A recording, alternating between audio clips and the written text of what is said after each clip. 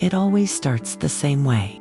She looks at you, not as who you are, but as who she imagines you could become. You can feel it in her gaze, can't you? That flicker of hope. Or is it hunger? You think you're being seen, but you're not. You're being measured, evaluated, scanned like a blank canvas, waiting for her to paint a masterpiece. But the masterpiece was never you. Never was. And Carl Jung discovered something terrifying about this. Something few dare to speak openly about. A psychological truth so disturbing it can completely change how relationships are understood. What Jung revealed about the female mind was so controversial that many prefer to ignore his findings to this day. Before we move on to his key insight, like, subscribe, and hit the bell, so you motivate us to bring more content that will completely change your life. Also, share the video sulfur monoxide that other people can know the truth. Jung didn't speak with the soft words of a motivational speaker. He spoke with the sharp, surgical precision of a man who spent his entire life diving into the psychological abyss of the human soul. His entire existence was dedicated to mapping what he called the unconscious, that part of the human mind that operates silently below consciousness. And he discovered something terrifying about women. He discovered that they don't just fall in love with men. They fall in love with the idea of men, with the fantasies, with the projection. And the scariest part, most of them don't even realize they're doing it. It may seem like she's choosing you, but what she's really choosing is the version of you she's created in her own mind. A psychological puppet existing to play a role in her particular movie.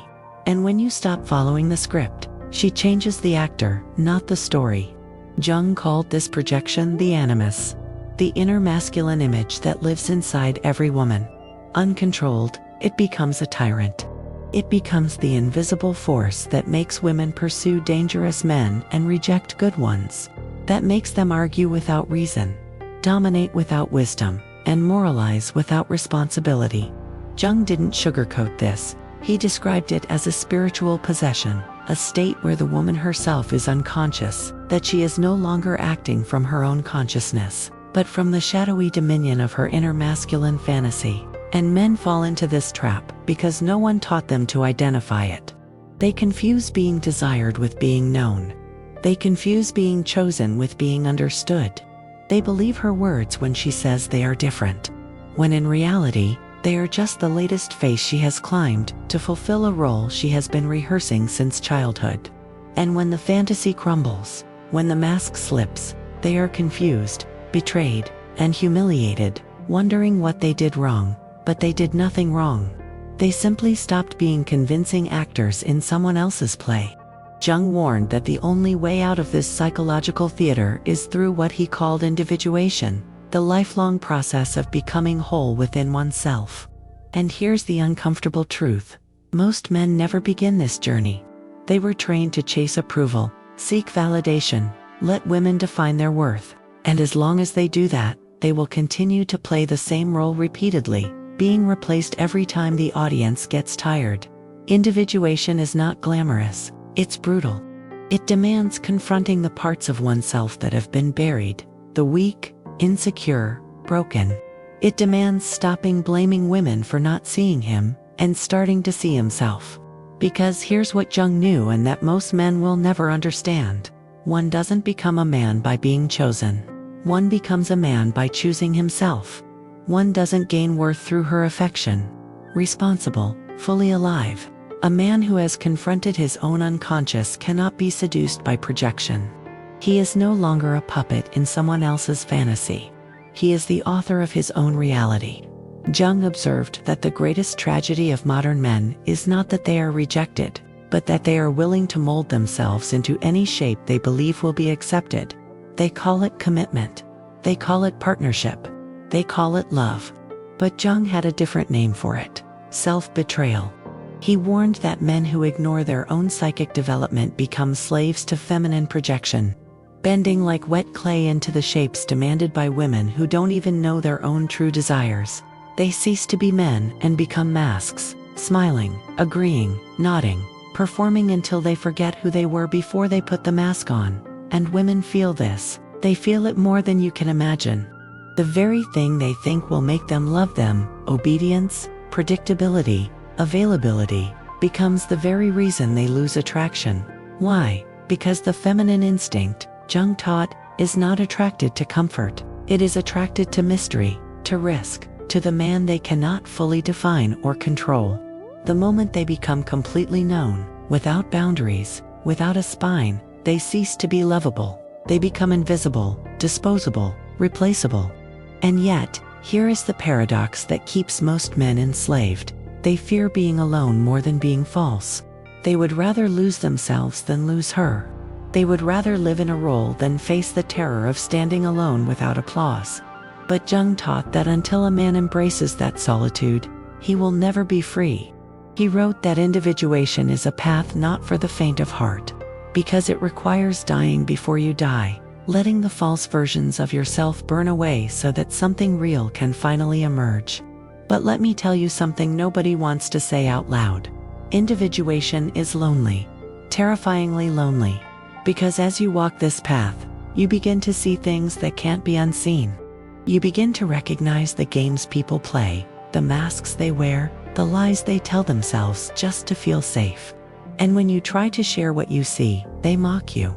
They call you cold, arrogant, too serious. They accuse you of being the problem.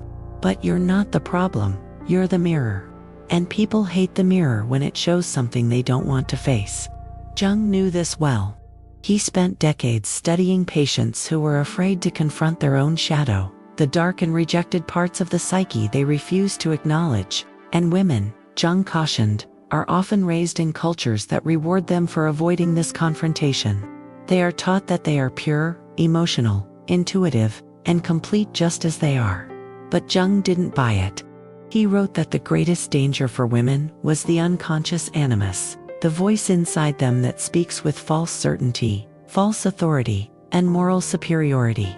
He warned that if a woman doesn't face and integrate this inner masculine force, she becomes a prisoner of it, projecting it onto every man she meets, blaming them for the war she refuses to fight within herself. And here are the men thinking they are saviors, thinking they will be the exception, thinking that if they just love her hard enough, prove themselves worthy enough, perform well enough, she will finally choose them for who they are. But that's not how projection works. Jung taught that projection is a thief.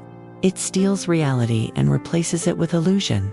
And until both men and women awaken from this illusion, they are destined to repeat the same tragedy over and over, each blaming the other, never realizing they are both dancing with shadows, because he failed to live up to the fantasy she projected onto him, and he won't even realize he's doing it. Jung called this psychological betrayal inevitable when neither party takes responsibility for their own inner world. He didn't lie to her. He didn't betray her. He simply disappointed the invisible character she invented in her unconscious mind. He was never that character to begin with, and that's why she resents him. Not for his flaws, but for failing to live up to the never-told myth she'd hired him to play. Jung once said, "People will do anything, no matter how absurd, to avoid facing their own souls." And nowhere is this truer than in romantic relationships. Both men and women enter them not as whole individuals, but as walking projections, dragging unlived fears, unmet needs, and unresolved childhood wounds into the arms of another person they barely understand. They call it love. Jung called it possession. And like a hypnotized man, they keep walking into the trap, thinking this time will be different. But it never is. Because they haven't yet asked the most terrifying question a man can ask himself. What if I'm responsible for this pattern? They want to blame the women. They want to call them manipulative, deceitful, shallow. But Jung would look them in the eye and ask, "And why did you let yourself be chosen by this woman in the first place?" See, the man who refuses to confront his own inner feminine world is destined to be a slave to hers. They aren't victims. They are volunteers. They chose to play the fool. They chose to be the actor in her particular myth, because confronting their own emptiness, their lack of integrity, was far more terrifying than playing a role in someone else's fantasy. And this is where most people will stop listening. because this is where comfort ends and responsibility begins. Cockroaches. He didn't take 3 steps toward alpha male greatness. He took the brutal, lifelong task of self-confrontation, of sitting alone in the silence of his own mind until the illusions begin to crack, until the voice in his head that says he's nothing without her begins to die. And make no mistake, that voice will fight for its life. It will say he needs her, that he's incomplete without her, that no man can live without female validation. But the work of Jung whispers something more dangerous. It whispers that the man who can stand without her, without approval, applause, without being needed, is the man who is finally free.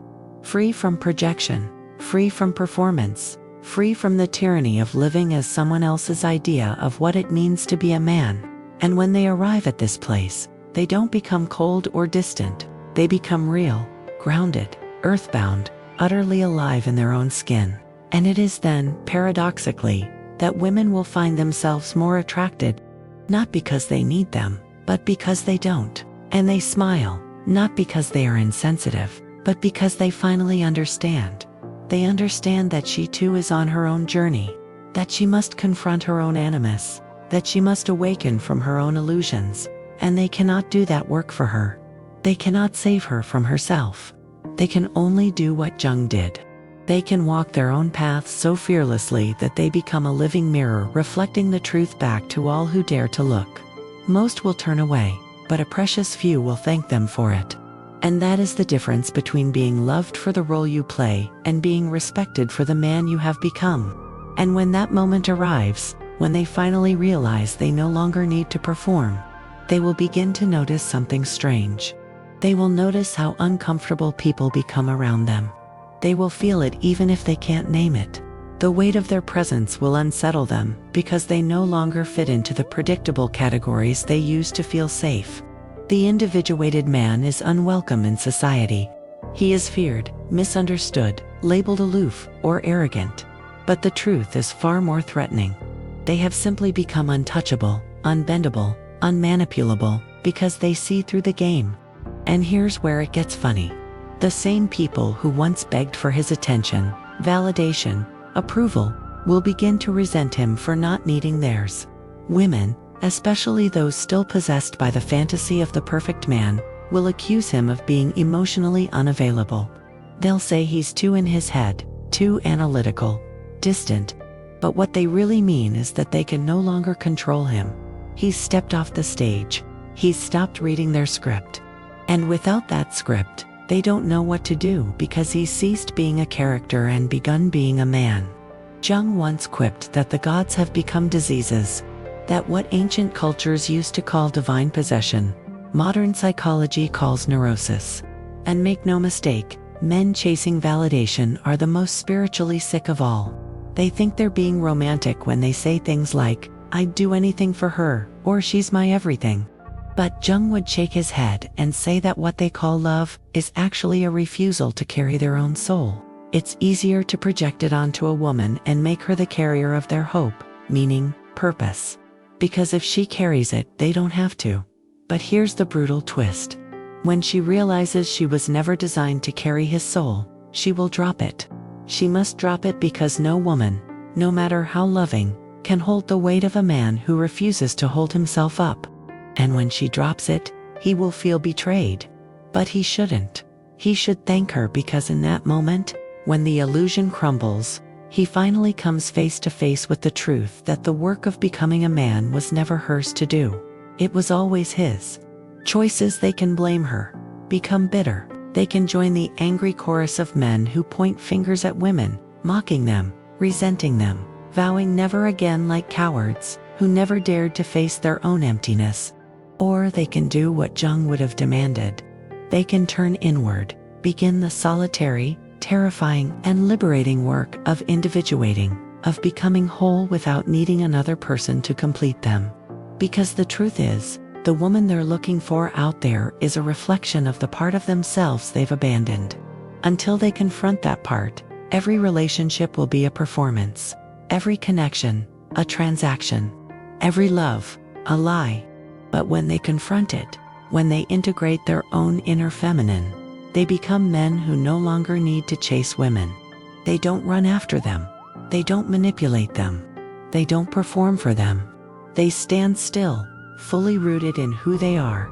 And from that place, something miraculous happens. They no longer attract women who want a character. They attract women who want the truth. And they'll know when it happens because she won't demand that they perform. She won't try to change the script. She won't fall for their fantasy. She'll stand before them, raw and real, not as a goddess seeking adoration, but as a human being willing to walk her own path alongside. No masks, no projections, no games. And when they find her, the real her, not the fantasy, they'll see the difference instantly. She won't inundate them with grand declarations. She won't treat them like the missing piece in her puzzle.